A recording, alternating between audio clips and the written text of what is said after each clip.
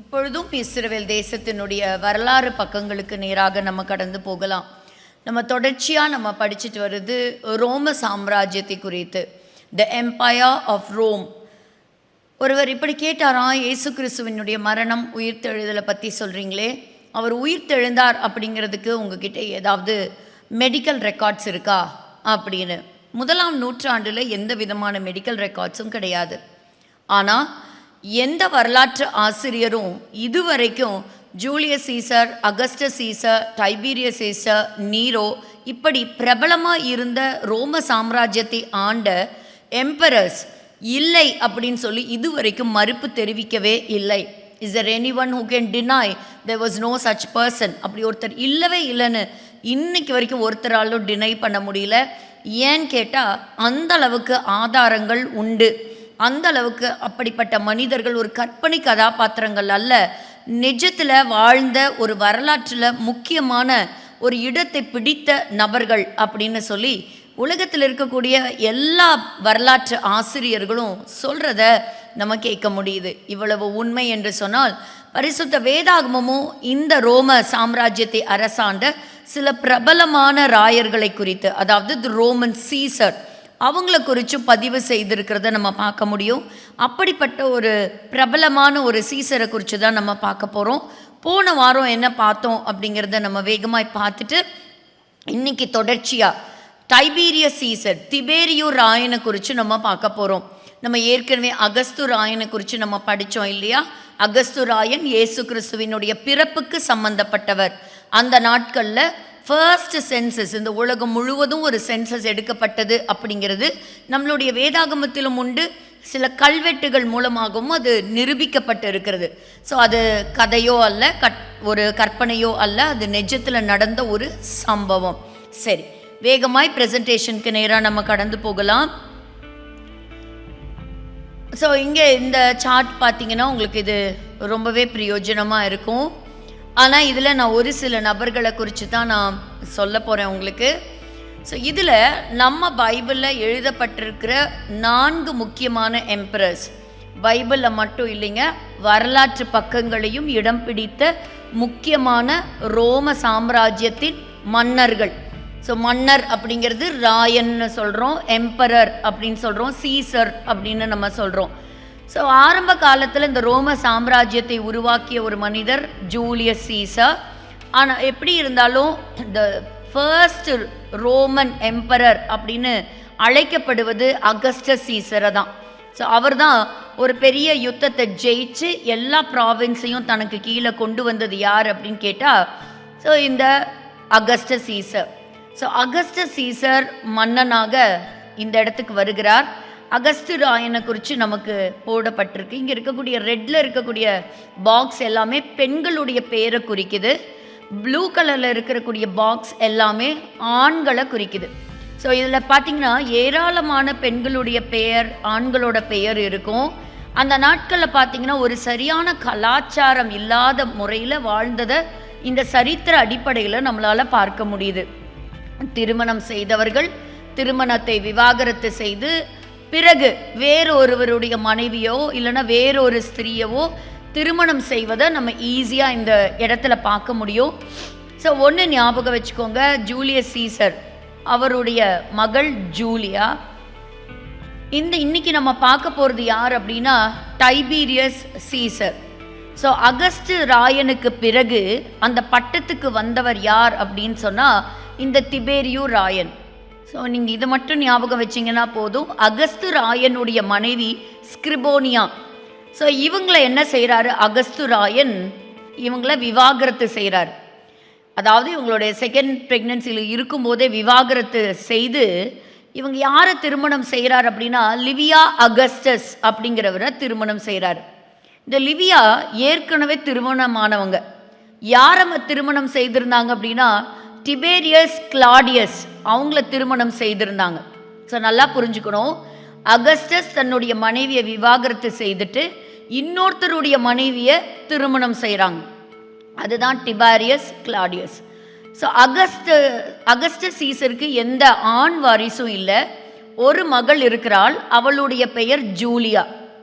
So இந்த ஜூலியாவுக்கு 2 பிள்ளைகள் பிறக்கிறாங்க. Marcus Agrippa மூலமாக 2 பிள்ளைகள், அதாவது காயஸ், லுஷியஸ். இவங்க 2 பேர் தான் அகஸ்து ராயனுக்கு அப்புறம் பட்டத்துக்கு வருவாங்க அப்படின்னு சொல்லி ஏராளமாக எதிர்பார்க்கப்பட்டிருந்தது. யார் இவங்க? அகஸ்து ராயனுடைய பேர பிள்ளைகள், the grandsons of Augustus Caesar. ஆனால் சின்ன வயசுலேயே மர்ம முறையில் மரித்து போனாங்க. இன்றைக்கி யூரோப்பெல்லாம் போனீங்கன்னா அந்த இடத்துல அந்த ஜெர்மனி அந்த அந்த அங்கே இருக்கக்கூடிய நிறையா மாளிகைகள்லாம் நீங்கள் பார்க்கலாம். அங்கே போனீங்கன்னா இந்த மாதிரி நிறைய சம்பவங்கள், இப்படி நிறைய ஸ்டோரி நீங்கள் கேட்கலாம். திடீர்னு அந்த ராஜா காலையில் வெளியே போனவர் திரும்பி வரவே இல்லை, யார் கொலை செய்தாங்க, எப்படி மரித்து போனார், திடீர்னு அவருடைய பிணம் அங்கே இருக்கக்கூடிய நதியில் மிதந்துட்டு இருக்குமா, அதுக்கு எந்த ஆதாரமே இருக்காதான். இந்த மாதிரி பல இடங்களில் இப்படி மரணங்கள் நடந்திருக்கிறத இந்த ரோம சாம்ராஜ்யத்தினுடைய குடும்பங்களுக்குள்ள நம்மளால் பார்க்க முடியுது. சரி, இந்த அகஸ்டஸ் சீசருக்கு அப்புறம் யார் பட்டத்துக்கு வந்தா அப்படின்னா டைபீரியஸ் சீசர், திபேரியோ ராயன். பட் இந்த திபேரியோ ராயன் இந்த அகஸ்டஸ் சீசருடைய டைரக்ட் வாரிசு கிடையாது. ஸோ இவர் யாரு? லிவியா அகஸ்டஸ்க்கும் திபேரியஸ் கிளாடியஸ்க்கும் பிறந்த ஒரு மகன் தான் டைபீரியஸ். ஸோ ஒருவேளை இந்த லுஷியஸாக இருக்கட்டும், காயஸாக இருக்கட்டும், உங்கள் மர்ம முறையில் அவங்க இறந்ததுக்கு இந்த லிவியா அகஸ்டஸ் ஒரு காரணமாக இருந்திருக்கலாம், கொலை செய்திருக்கலாம் அப்படின்னும் சில குறிப்புகள் சொல்லப்படுது. நமக்கு அது தெரியலை. இந்த காலகட்டத்தை தந்திரமாக பயன்படுத்தி இந்த திபேரியோ ராயனை அந்த பட்டத்துக்கு வர்றதுக்கு ரொம்பவே ஒரு முயற்சி செய்திருக்கிறாங்க அப்படிங்கிறது தான் சொல்லணும். அகஸ்டஸ் ராயனுடைய அடுத்த போஸ்டாக அவர் 14th AD அவர் மரித்ததுக்கு பிறகு அந்த இடத்துல உள்ள நுழைஞ்ச ஒரு நபர் டைபீரியஸ் சீசர். ஸோ அவருக்கு ஒரு சகோதரன் உண்டு, ட்ரூசஸ். ஸோ அவருக்கு அப்புறம் பார்த்தீங்கன்னா அவருடைய தம்பி மகன் ஜெர்மானிகஸ், அவர் தான் பட்டத்துக்கு வருவார் அப்படின்னு எதிர்பார்க்கப்பட்டது. ஆனால் பார்த்தீங்கன்னா அதுவும் இல்லை. நம்ம வேதத்தில் ஒரு குறிப்பிட்ட காலம் வரைக்கும் கலிகுலா சீசராக இருந்துட்டு பின்னாடி கிளாடியஸ், அதாவது ட்ரூசஸுடைய வழியில் வந்த கிளாடியஸ் அப்படின்னு சொல்லக்கூடிய ஒரு ரோம சாம்ராஜ்யத்தின் ஒரு மன்னர் வருகிறார். அதிலிருந்து பிற்பாடு பார்த்திங்கன்னா நீரோ மன்னன். இந்த 4 பேர் ரொம்ப இம்பார்ட்டன்ட் நேம்ஸ் இந்த ஹிஸ்ட்ரி. ஸோ அகஸ்டஸ் சீசருக்கு வாரிசு இல்லை, பேர பிள்ளைகள் வரதா இருக்குது, ஆனால் கொலை செய்யப்படுறாங்க. அகஸ்டஸ் ராயர் இன்னொருத்தருடைய மனைவியை திருமணம் செய்கிறாரு, லிவியா. அவங்களுக்கு பிறந்த ஒரு பிள்ளை டைபீரியஸ். டைபீரியஸ்க்கும் குழந்தைங்க கிடையாது. டைபீரியஸ் தன்னுடைய சகோதரனுடைய மகன்கள் அவங்க வருவாங்கன்னு பார்க்கும்பொழுது அதுலேயும் 2 பேர், ஜெர்மானியஸும் இல்லை, கலிகுலாவும் இல்லை, இந்த கிளாடியஸ், நீரோ. நம்மளுடைய பரிசுத்த வேதாகமத்தில் இந்த 4 முக்கியமான இந்த ரோம மன்னர்களை குறித்த குறிப்பு நம்மளோட வேதத்தில் பார்க்க முடியும். அகஸ்து ராயன் இந்த ஃபர்ஸ்ட் சென்சஸ் எடுத்ததுக்கான குறிப்பு, இயேசு கிறிஸ்துவினுடைய பிறப்பு. திபேரியு ராயன் இயேசு கிறிஸ்துவினுடைய வாலிப பருவம், அவருடைய ஊழிய பகுதி, அவருடைய மரணம். இந்த 3க்கும் மிக முக்கியமாக சம்பந்தப்பட்டவர் திபேரியு ராயன். இந்த திபேரியு ராயனுடைய காலத்தில் தான் யோவான் ஸ்நானகனும் தன்னுடைய ஊழியத்தை ஆரம்பிச்சிருக்கிறாரு. ஸோ இயேசு கிறிஸ்துவினுடைய ஊழியமாக இருக்கட்டும், யோவான் ஸ்நானகனுடைய ஊழியமாக இருக்கட்டும், அது யாருடைய காலகட்டத்தில் நடந்தது அப்படின்னா இந்த திபேரியு ராயனுடைய காலகட்டத்தில் தான் நடந்தது. அதனால இந்த திபேரியு ராயன் அப்படிங்கிற ஒரு மனுஷன் நிஜமாவே இருந்தாரா அப்படிங்கிறத சில அகழ்வாராய்ச்சி, சில எவிடன்ஸ் மூலமாகவும் நம்ம இன்னைக்கு பார்க்க போகிறோம். அதற்கு பின்பாக வந்த இந்த கிழவுதி ராயன், கிளாடியஸ் சீசர், இவரை எங்கே பார்க்க முடியும்னா இயேசு கிறிஸ்துவை பின்பற்றி வந்த சீஷர்கள் மத்தியில் வந்த பவுல் அப்படின்னு சொல்லக்கூடிய அப்போஸ்தலனுடைய காலகட்டங்களில், அப்போஸ்தல நடபடிகளில் இந்த கிழவுதி ராயனுடைய பெயரை நம்மளால் பார்க்க முடியும், த கிளாடியஸ் சீசர். அடுத்தது இயேசு கிறிஸ்து சொன்ன தீர்க்க தரிசனம், எருசலேமை குறித்து சொன்ன தீர்க்க தரிசனம் ஒரு சீசர் இருந்த காலகட்டத்தில் நிறைவேறுச்சு. அதாவது அந்த பட்டணம் தீக்கிரையாக்கப்பட்டு அந்த தேவாலயம் முழுவதுமாக இடிக்கப்படும், 2வது தேவாலயம் இடிக்கப்படும் அப்படின்னு சொன்ன தீர்க்க தரிசனம் யாருடைய காலத்தில் நிறைவேறுச்சு அப்படின்னு சொன்னால் இந்த நீரோங்கிற மன்னனுடைய காலத்தில் தான் நடந்தது. அதனால இந்த 4 பெயர்களும் 4 குறிப்புகளும் ரொம்ப இம்பார்ட்டண்ட். இதில் அகஸ்டஸ், டைபீரியஸ், கிளாடியஸ் இவங்க 3 பேர்த்துடைய பெயர் இருக்குது. ஆனால் நீரோவுடைய ஒரு இன்டைரக்ட் ரெஃபரன்ஸ் தான் நம்மளுடைய பைபிளில் நம்ம பார்க்க முடியும். ஸோ இப்போ இது உங்களுக்கு ஓரளவுக்கு புரிஞ்சிருக்கும்னு நினைக்கிறேன். இந்த இடத்துல இந்த டைபீரியஸுடைய வாழ்க்கையிலையும் பார்த்தா அகஸ்டஸ் உடைய மகள் ஜூலியாவை திருமணம் செய்து வைக்கிறாங்க. ஸோ தன்னுடைய மனைவியை விவாகரத்து செய்துட்டு இந்த ஜூலியாவை திருமணம் செய்கிறார். ஆனால் டைபீரியஸ்க்கு தன்னுடைய மூத்த மனைவியின் மீது ஒரு பயங்கரமான பிரியம். ஆனால் இப்போ விருப்பம் இல்லாதபடி இந்த அகஸ்து ராயனுடைய மகளை திருமணம் செய்கிறாரு. ஆனால் ஒரு ஒழுக்கம் இல்லாத ஒரு மனைவி அப்படின்னு சொல்லி கண்டுபிடிக்கிறாரு. Because she was found to be an adulterous women. அதனால் அந்த ஸ்திரீயை ரொம்பவே வெறுக்கிறாரு. இது நிமித்தமே பயங்கரமான ஒரு டிப்ரெஷனுக்குள்ளே போனதாகவும் சில குறிப்புகள் எழுதப்பட்டிருக்கிறது. சரி, இவரை பற்றி ஒரு சில எவிடன்சஸை பார்க்கலாம். போன வாரம் நம்ம பார்த்தது யார் அப்படின்னு சொன்னால் பிலாத்துவை குறித்து பார்த்தோம். மற்றதெல்லாம் பார்த்திங்கன்னா சுற்றி வரக்கூடிய இவர்களுக்கு சம்மந்தப்பட்ட கேரக்டர்ஸ் தான். நம்ம பைபிளில் இருக்கிற இந்த 4 கேரக்டரை மட்டும்தான் நம்ம எடுத்து நம்ம டீட்டெயிலாக படிக்கிறோம். ஸோ இப்போ லாஸ்ட் வீக் நம்ம பார்க்குறோம் இந்த திபேரியு ராயன். அந்த ஒரு குறிப்பை நம்ம வேகமாக படிச்சிடலாம். லூக்கா 3ஆம் அதிகாரம் 1 வசனத்திலிருந்து வாசிக்கலாம். திபேரியு ராயன் ராஜ்யபாரம் பண்ணின 15ஆம் வருஷத்திலே பொந்தியு பிலாத்து யூதேயாவுக்கு தேசாதிபதியாயும் ஏரோது காற்பங்கு தேசமாகிய கலிலேயாவுக்கு அதிபதியாயும் அவன் சகோதரனாகிய பிலிப்பு காற்பங்கு தேசமாகிய இத்திரேயாவுக்கும் திரகோனித்தி நாட்டிற்கும் அதிபதியாயும் லிசானியா காற்பங்கு தேசமாகிய அபிலேனேக்கு அதிபதியாயும். போதும். ஸோ இந்த ஃபர்ஸ்ட்டு கொடுத்துருக்கு பாருங்கள், இந்த வசனம் ரொம்ப ரொம்ப இம்பார்ட்டண்ட். நம்ம ஹிஸ்ட்ரியோட கனெக்ட் ஆகிறதுக்கு இதில் யாரெல்லாம் குறிப்பிடப்பட்டு இருக்கிற கேரக்டர்ஸ் எல்லாருமே ரொம்ப இம்பார்ட்டண்ட்டான கேரக்டர்ஸ். ஸோ டைபீரியஸ் ஈசரை பற்றி நம்ம இன்றைக்கி பார்க்க போகிறோம். லாஸ்ட் வீக் நம்ம பாண்டியஸ் பைலட் குறித்து நம்ம பார்த்தோம், ஏற்கனவே பார்த்துட்டோம். அவரை குறித்த கல்வெட்டுகள் சமீபத்தில் நமக்கு கிடைச்சிது. இன்றைக்கும் அது பாதுகாக்கப்பட்டு அது பார்வைக்காக வைக்கப்பட்டிருக்கிறதுங்கிறது பார்க்குறோம். அடுத்தது பிலிப்பு இதில் சொல்லப்பட்டிருக்கிறது. அன்றைக்கி பார்த்தீங்கன்னா அந்த முழு பேலஸ்டைன் இன்றைக்கி சொல்கிறோமே, அன்றைக்கி நிறைய ப்ராவின்ஸாக இருந்தது, சின்ன சின்ன அதாவது ஸ்டேட்டுன்னு சொல்கிற மாதிரி, உங்களுக்கு புரிகிற மாதிரி சொல்கிற சின்ன சின்ன ஸ்டேட்டாக இருந்தது. ஸோ அன்றைக்கி அதை டோட்டலாக டிவைட் பண்ணி ஒவ்வொருத்தங்க ஒவ்வொரு தொகுதிக்கு அவங்க என்ன செஞ்சுருந்தாங்க, அதை பாதுகாக்கிற to maintain the law and order of Romans. So ரோம சட்டத்தை அங்கே கடைபிடிக்கிறதுக்கு, அங்கே பாதுகாக்கிறதுக்காக இவங்க ரோம சாம்ராஜ்யத்தினால் ஏற்படுத்தப்பட்ட அதிகாரிகள். ஸோ அந்த சமயத்தில் பாண்டியஸ் பைலட் வாஸ் த கவர்னர். அதற்கு பின்பாக அடுத்த வசனங்களில் பார்க்குறோம், பிரதான ஆசாரியனாக அண்ணா காய்பா இருக்கிறாங்க. ஸோ அண்ணாக்கு அப்புறம் காய்பா பிரதான ஆசாரியனாக இயேசு கிறிஸ்துவினுடைய மரண காலத்தில் நம்ம பார்க்குறோம். 3வது வசனம் ரொம்ப இம்பார்ட்டன்ட். கர்த்தருக்கு வழியை ஆயத்தப்படுத்துங்கள், அவருக்கு பாதைகளை செவ்வைப்படுத்துங்கள். ஸோ அந்த சமயத்தில் தான் ஜான் த பேப்டிஸ்டுடைய ஊழியம் எப்போ ஆரம்பிக்குது அப்படின்னா, இந்த திபேரியு ராயன் சீசராக இருக்கும் பொழுது தான் அவருடைய ஊழியங்கள் ஆரம்பிக்குது. இது நம்ம ஏற்கனவே பார்த்துட்டோம். ஸோ அவருடைய காலகட்டங்கள் முடிகிறதுக்கு முன்பாக இவங்களுடைய 2 பேர்த்தோட பீரியடுமே அந்த டைமில் க்ளோஸ் ஆகுது. அடுத்தது கலிகுலா குறித்து, கிளாடியஸ் பற்றியெல்லாம் நம்ம படிக்கலாம். நீரோ மன்னன். ஸோ போன தடவை நம்ம அகஸ்து ராயனை குறித்து பார்த்தோம். அந்த சமயத்தில் 3 முக்கியமான கண்டங்கள் தான் இருந்தது. இந்த கல்வெட்டு ரொம்பவே இம்பார்ட்டண்ட். ஸோ நிறைய வரலாற்று ஆசிரியர்கள் இருந்தாங்க. இந்த ஆசிரியர்கள் பெயரெல்லாம் நீங்கள் கொஞ்சம் ஞாபகம் வச்சுக்கணும். ஒன்று Josephus, so the Jewish historian.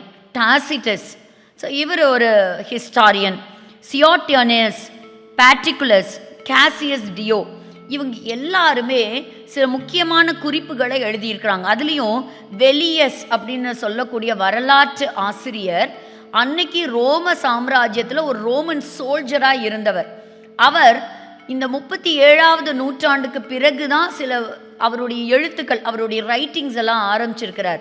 அதனால அந்த சமயத்திலிருந்தே அவர் அகஸ்து ராயனை பற்றி, அகஸ்து ராயனுடைய மரணத்தை பற்றி, அதுக்கு பின்னாடி வந்த சீசருடைய வாழ்க்கை வரலாறுலாம் நிறையா அவங்க போய் அதை எவிடன்ஸை கலெக்ட் பண்ணி உண்மையான சம்பவங்களை உண்மையாக எழுதியிருக்கிறார்கள். அதனால தான் தி ஹிஸ்டாரியன்ஸ் இன்றைக்கும் அவங்களுடைய கண்டென்ட்டை நம்ம ரெஃபரன்ஸாக நம்ம எடுக்கிறோம். அதை பேஸ் பண்ணி இன்றைக்கும் நிறைய ரிசர்ச் ஆர்டிகல்ஸ் எல்லாம் நமக்கு இருக்குது. இங்கே பார்த்தீங்கன்னா இது 11ஆவது நூற்றாண்டில் கிடைச்ச டாசிட்டஸுடைய காப்பி. இவங்கெல்லாம் வாழ்ந்த வரலாற்று ஆசிரியர்கள். ஸோ அந்த பைலட் ஸ்டோனை பற்றி நம்ம போன வாரம் பார்த்தோம்.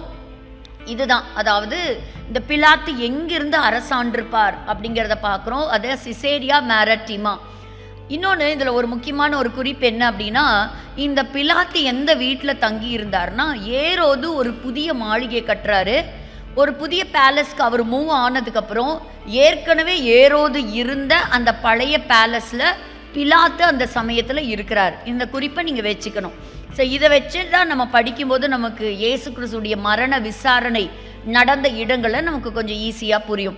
ஆனால் இயேசு கிறிஸ்துடைய மரணம் நடந்த சமயத்தில் எருசலேமில் பண்டிகையின் காலம், பஸ்கா பண்டிகை. உலகத்தில் இருக்கக்கூடிய எல்லா யூதர்களும் அந்த சமயத்தில் பண்டிகை கொண்டாட வந்த இருந்ததுனால எல்லாரும் அவங்கவுங்க இருந்த ப்ராவின்ஸில் இல்லாமல், அதாவது சிசேரியா மேரிடைமில் இல்லாமல் எல்லாருமே எருசலேமில் தான் அந்த சமயத்தில் இருந்தாங்க. ஏன்னா ராத்திரியோட ராத்திரியாக யூதேயாவுக்கும் ஏரோது வீட்டுக்கும் பிலாத்துக்கும் அன்னா காய்பா சனகிரின் சங்கம் 3 முறை ரோம சட்டத்தின் கீழும் 3 விசை இந்த யூதர்களுடைய ரிலீஜியஸ் சட்டத்து கீழும் இயேசு கிறிஸ்துவை விசாரணை செஞ்சாங்க. மத ரீதியாகவும் விசாரணை செஞ்சாங்க, ரோம சட்டத்து கீழும் விசாரணை செஞ்சாங்க. பட் இந்த இடத்துல நம்ம பாண்டியஸ் பைலட் அவர் குடியிருந்த ஒரு முக்கியமான பகுதியை தான் நம்ம இங்கே பார்க்குறோம். போன வாரம் சில ஆதாரங்களோடு நம்ம பார்த்தோம். இப்போது இவருக்கு இந்த சிலுவை மரணம் எங்கே நடந்திருக்கும் அப்படிங்கிறதுக்கு ஒரு சில ஆதாரங்கள் நமக்கு உண்டு. அந்த நாட்களில் இருந்த ஒரு சின்ன மேப். அப்போ யோவான் 19ஆவது அதிகாரத்தில் நம்ம வாசிக்கும் பொழுது பார்த்திங்கன்னா ஒரு முக்கியமான வசனம் இன்னொரு தகவலை நமக்கு கொடுக்கும். அதாவது 20ஆவது வசனம், யோவான் 19:20.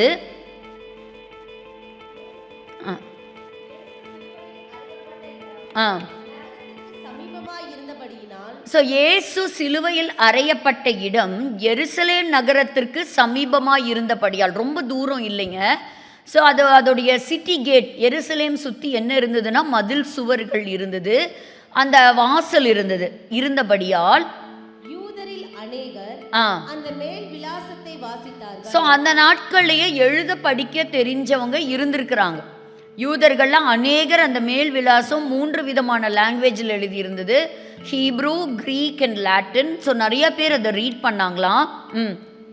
அப்பொழுது யூதருடைய பிரதான ஆசாரியர் பிலாத்துவை நோக்கி, போதும், இதில் முக்கியமாக நமக்கு தேவையான ஒரு முக்கியமான இன்ஃபர்மேஷன் என்ன அப்படின்னா, எருசலேம் நகரத்துக்கு பக்கத்திலேயே தான் இயேசு கிறிஸ்துவினுடைய சிலுவை மரணம் இருந்திருக்கு.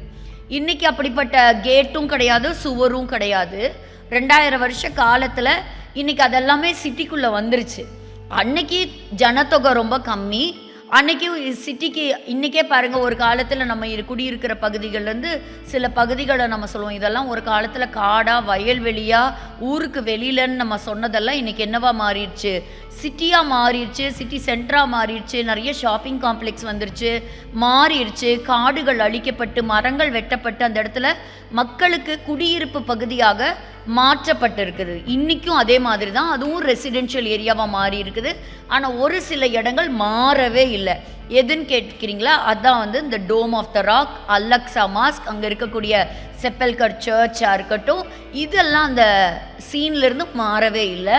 ஸோ இயேசு கிறிஸ்துவினுடைய சிலுவை மரணம் அங்கே பக்கத்தில் தான் நடந்திருக்கணும் அப்படிங்கிறது தான் இந்த மேப் வச்சு நம்ம பார்க்குறோம். ஸோ ஏரோதுடைய பேலஸ் எங்கே இருந்திருக்கணும், இந்த டெம்பிள் எங்கே இருந்தது, எல்லாமே அன்னைக்கு அவர் நடக்கக்கூடிய டிஸ்டன்ஸில் இருந்தது. பட் பல மைல் தூரம், கிட்டத்தட்ட 2.5 மைல் அவர் நடந்திருக்கிறார் அப்படிங்கிறத பார்க்குறோம். ஸோ ஏரோதுடைய அவருடைய பேலஸ் அதில் ஒரு சிலதை கண்டெடுத்திருக்கிறாங்க. அது இன்றைக்கும் பார்வைக்காக வைக்கப்பட்டிருக்கிறது. ஸோ ஏரோது வாழ்ந்த அந்த பேலஸோ ஒரு கற்பனை கதைகள் அல்ல. ஸோ இந்த இடத்துல நின்று தான் இயேசு கிறிஸ்துவை விசாரணைக்கு கொண்டு வந்திருக்கணும். ஸோ இது வழியாக போகக்கூடிய ஒரு என்ட்ரன்ஸ் இருந்திருக்கணும். So which duchess the western wall. So ஒரே ஒரு சுவர். இன்றைக்கும் 2வது தேவாலயத்தை ஏரோதின் தேவாலயம் தான், அந்த ஹெராட்ஸ் டெம்பிள் தான் சொல்லுவாங்க. முதல் கட்டப்பட்ட தேவாலயத்தை சாலமோன் டெம்பிள்னு சொல்கிறோம். ரெண்டாவது கட்டப்பட்ட தேவாலயத்தை ஹெராட்ஸ் டெம்பிள். ஏன்னா ஏரோது தான் யூதர்களை பிரியப்படுத்துறதுக்காக அன்னைக்கு அந்த டெம்பிளை வந்து அழகுபடுத்தி விரிவுபடுத்தி நிறைய இடத்த சேர்த்தி கொடுத்து அதை கட்டினது ஏரோது தான். ஸோ இந்த இடமா இருந்திருக்கலாம். ஸோ அன்னைக்கு இருக்கக்கூடிய ஒரு சின்ன ஸ்ட்ரக்சர். சரி, இதெல்லாம் முடிஞ்சாலும் இன்னைக்கு பாருங்க யூதர்கள் எப்படி இருக்கிறாங்க அப்படின்னா, இப்போ யுத்தம் காசாவுக்கும் பாலஸ்தீனத்துக்கும் இருக்கக்கூடிய போர் தீவிரம் அடைஞ்சிருக்கிற நிலைமையில உணவு பொட்டலங்கள் கொடுக்க வந்த அதில் ஒரு சில வீரர்களும் அதில் மாட்டி கொலை செய்யப்பட்டிருக்கிறாங்க, இறந்துருக்கிறாங்க. பல தேசத்தினுடைய பிரைம் மினிஸ்டர்ஸ் அதுக்கு கண்டனம் தெரிவிச்சிருக்கிறாங்க. இந்த போர் இன்னும் ஒரு முடிவுக்கு வராத ஒரு சூழ்நிலை காணப்படுது. இது எங்கே போய் முடியும்னு தெரியறதுக்குள்ளே இப்போ என்ன செஞ்சுருக்கிறாங்க அப்படின்னா, இந்த 3வது தேவாலயம் கட்டப்படுவதற்கு முன்பாக இதுக்கு பலி செலுத்தியே ஆகணும் அப்படிங்கிறதுல ரொம்ப தீவிரம் காட்டியிருக்கிறாங்க யூதர்கள். பாருங்க, ஒரு வசனம் வாசிக்கலாம். யோவான் 11ஆம் அதிகாரம் 40வது வசனம் 50வது வசனம். அன்னைக்கு இருந்த பிரதான ஆசாரியனாகிய காய்பா அங்க இருக்க எல்லா ஜனங்களை பார்த்து சொல்ற ஒரு வசனம். 50வது வசனம் வாசிங்களேன். காய்பா சொல்லக்கூடிய ஒரு வார்த்தை, ஜனங்கள் எல்லாரும் கெட்டு போகாதபடிக்கு ஒரே மனுஷன் ஜனங்களுக்காக மரிப்பது பாருங்களேன். இன்டைரக்டா த சால்வேஷன், இயேசு கிறிஸ்து வந்தது பாவிகளை ரட்சிக்கும்படியாக மரிப்பதற்காக வந்தார். அன்னைக்கு இருந்த பிரதான ஆசாரியன் மறந்து சொன்னாரா இல்லை பர்பஸ்ஃபுல்லாக ஆவியானவர் சொல்ல வைத்தாரான்னு தெரியல. இந்த இடத்துல நம்ம பார்க்குறோம், எல்லாரும் கெட்டு போகாதபடிக்கு ஒரு மனுஷன் நம்ம சார்பில் மரிக்கிறது நலமாக இருக்கும் அப்படின்னு சொல்கிறார். அவர் தாங்க அந்த கடைசி பிரதான ஆசாரியன். அவருடைய வஸ்திரத்தெல்லாம் கிழிச்சதை நம்ம பார்க்குறோம் இல்லையா? அப்படி அவங்க கிழிக்கவே கூடாது. ஆனால் அதை அந்த பிரதான ஆசாரியன் செய்கிறார். அதை ஒரு நாள் நம்ம பார்ப்போம். இந்த இடத்துல இப்போ இயேசு கிறிஸ்து ஒரே பலியாக, அனைவருக்காக பலியாக சிலுவை சுமந்தார். அவர் உலகத்தை ரட்சிக்கக்கூடிய ஆட்டுக்குட்டியாக அவர் அடிக்கப்பட்டார். அது இன்னும் யூதர்களுடைய கண்கள் திறக்கப்படலை, அது அவங்க புரிஞ்சுக்கல. இதுதான் இந்த ரெட் ஹீஃபர் மாடு.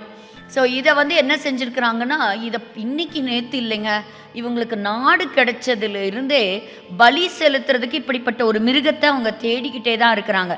இந்த மிருகந்தான் வேணுமா அப்படின்னு சொன்னால், ஆமாம், யாத்ராகம் 19வது அதிகாரத்தில் நம்ம வாசிக்கிறோம், இப்படிப்பட்ட ஒரு மிருகத்தை அவங்க செலக்ட் பண்ணணும், ஒரு ரெட் ஹீஃபர் அதுதான் வாங்கணும். அதை பாருங்கள், ஒருத்தர் அங்கே இருக்கக்கூடிய ரபாய் வந்து லென்ஸ் வச்சு பார்க்குறார். அதில் ஒரு ப்ரௌனும் ஒரு கருப்பு முடி கூட இருந்துடக்கூடாது. ஊனமாக இருக்கக்கூடிய மாடாக இருந்துடக்கூடாது. கண்ணு தெரியாதது, நொண்டியாக இருக்கிறது, உடம்பு உறுப்பில் ஏதாவது குறைபாடுகள் இருக்கிறது, அப்படி அப்பேற்பட்ட அந்த அனிமலை அவங்க ரிஜெக்ட் பண்ணிடுவாங்க. பல தடவை அவங்க செலக்ட் பண்ணிட்டாங்க. ஆனால் ஏதோ ஒரு காரணத்தினால அதை அவங்க பலி செலுத்தவே முடியல. இப்போ டெக்சாஸ்லேருந்து 4 மாடுகளை அவங்க பழுதற்ற மாடுகளை இறக்குமதி செஞ்சிட்டாங்க.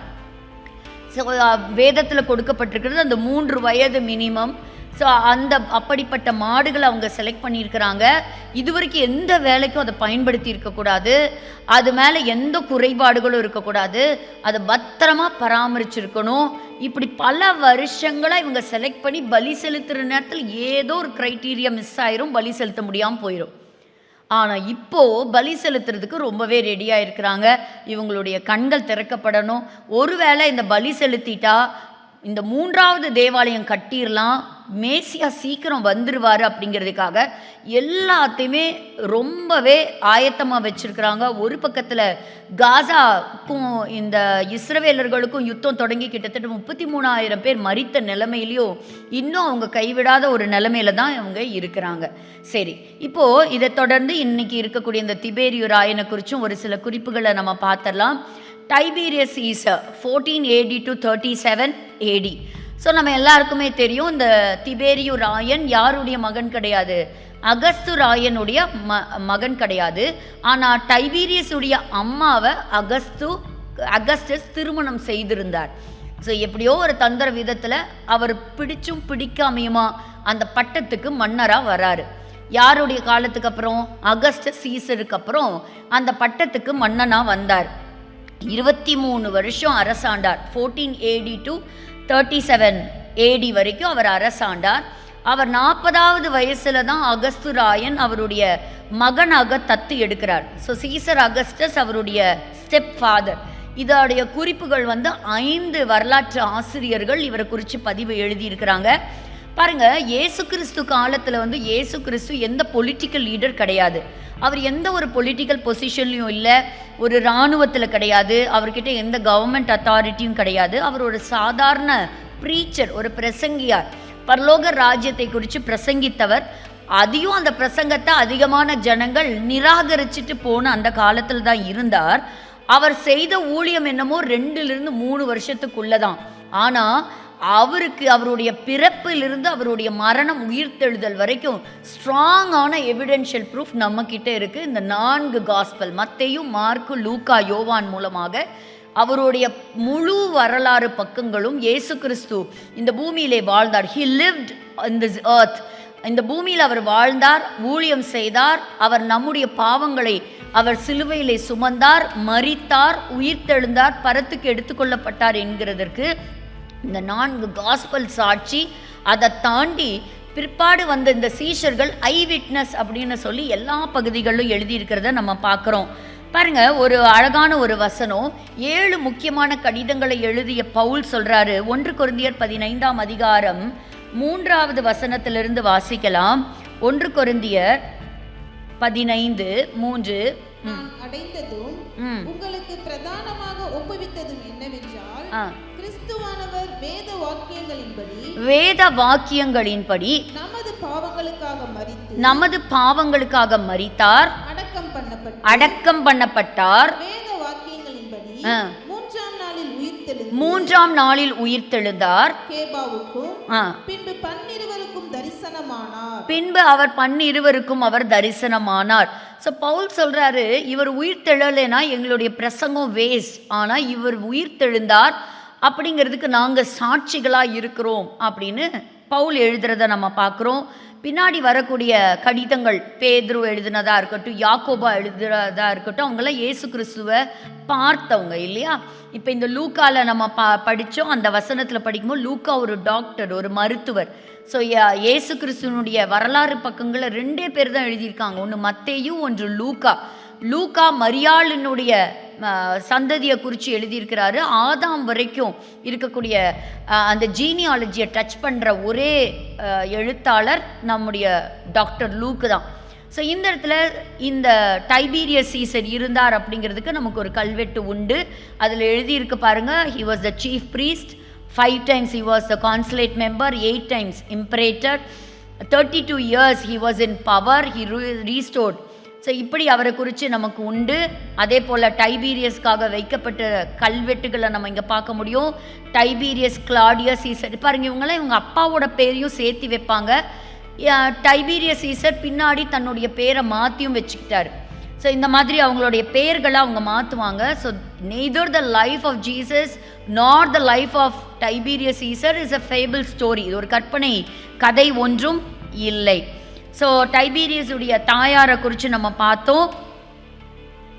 ஸோ அடுத்தது இந்த கல்வெட்டுகளில் நம்ம பார்க்குறோம். இங்கே இருக்கக்கூடிய ஒரு பெரிய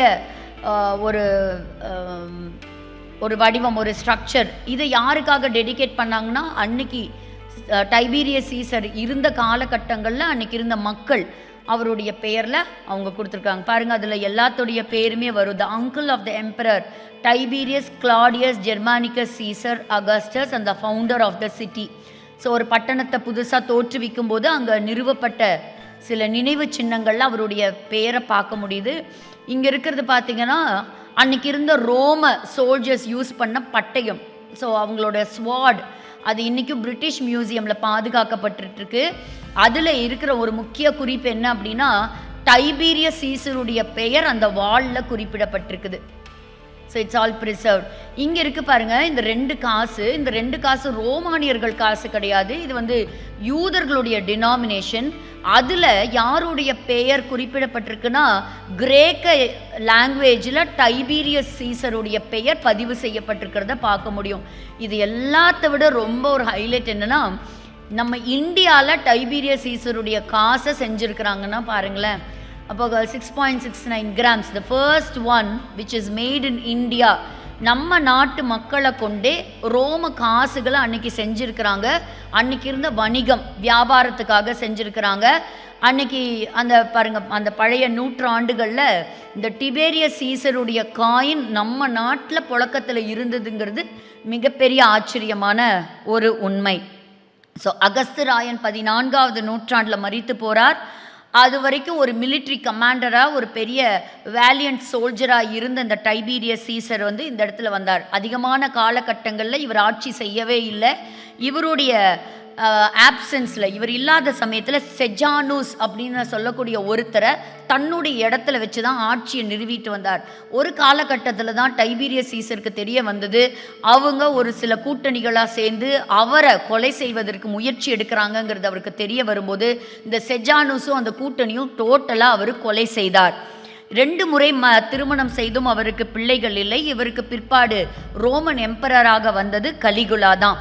ஸோ இவர் அவருடைய திருமணத்தை குறித்தெல்லாம் நான் சொன்னேன். டாசிட்டஸ், ஸோ டாசிட்டஸும் டைபீரியஸுடைய மரணத்தை குறித்து எழுதியிருக்கிறாரு. ஒருவேளை இந்த கலிகுலாவும் அன்னைக்கு இருந்த கமாண்டர் மேக்ரோ அப்படின்னு சொல்லக்கூடிய 2 பேர்த்துடைய சதி திட்டத்தினால அன்னைக்கு அவர் மூச்சு அடைக்க வச்சு அவர் மரித்து போயிருக்கலாம் அப்படின்னு சொல்கிறாங்க.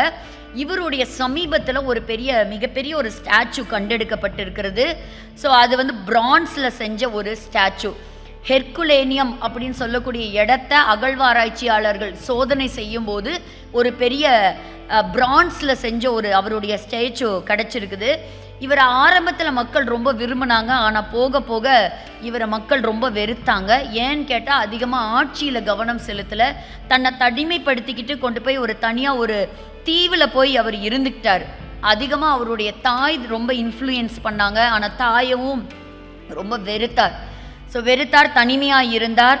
அப்படி இருந்து அதிகமான கேப்ரி அப்படின்னு சொல்லக்கூடிய அந்த தீவில் தான் தன்னுடைய வாழ்க்கையின் பின்பகுதிகளை அவர் செலவழித்தார். எப்படி செலவழித்தார்னு யாருக்கும் அது ஒரு சரியான தகவல் இல்லை. ஒருவேளை அவர் குடித்து வெறித்து சந்தோஷமாக இருந்திருக்கலாம், இல்லைன்னா ஒரு தவறான முறையில் அவர் வாழ்ந்திருக்கலாம் அப்படின்னும் குறிப்பு இருக்குது. ஸோ அப்படி அவருடைய மரணம் அந்த இடத்துல இருந்தது. அதிகமான காலங்கள் அவர் அந்த கேப்ரி தீவில் தான் இருந்தார். ஸோ இந்த திபேரியோ ராயனுடைய காலத்தில் தான் இயேசு கிறிஸ்துனுடைய ஊழியமும் இயேசு கிறிஸ்துனுடைய மரணமும் சம்பவித்தது என்பது உண்மை. தொடர்ச்சியாக ரோம சாம்ராஜ்ய மன்னர்களை குறித்து வருகிற வாரங்களில் நம்ம படிக்கலாம். வரலாற்று பக்கங்கள் தொடரும்.